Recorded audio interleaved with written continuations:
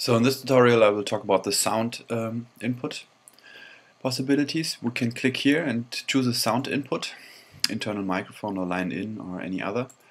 I use internal microphone, and now here you have the volume indicator and two borders, kind of like this one does a kick.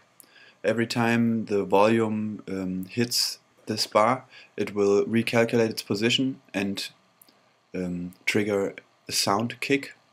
And this one is a threshold border that you can set anywhere, and when the volume is above that border, something can happen. For example, to show on this slider, I will show you the kick first. Let's take something onto the texture. So we turn down the automatic to 0, the automatic triggering, and now right click or control click, connect with sound, and now sound connect, we say kick event. Okay, and now every time the sound kicks this indicator, the image changes. Okay, so that is one possibility to use the sound input. Another one would be sync to volume, that we can show, for example, with the object scale. I can do connect sound sync to volume. Okay, that's obvious. That takes the sound indicator size and puts it onto the scale of this object, for example. Another one, we make an overlay. You can say kick to max, connect sound, kick to max. With this smoothness, it's being okay. When the sound goes over this border, this slider will be blended in. With the smoothness, you see it's very smooth right now.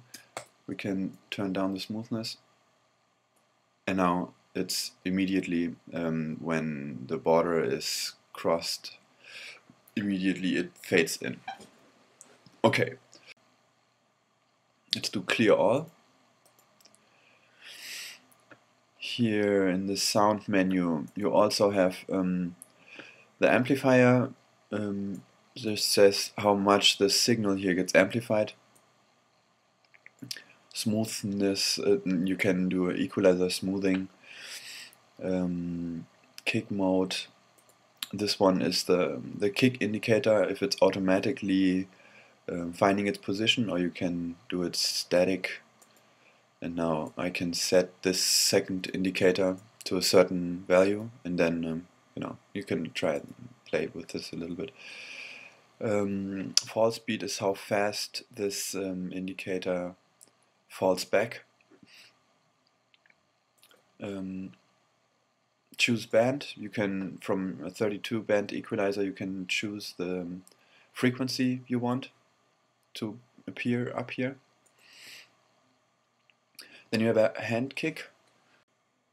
There it makes sense to do right click or control click and then assign a key for this one, for example the space key, and now you can factor in a kick, a hand kick, for example click, click, click, click, click, click, and then it will calculate a certain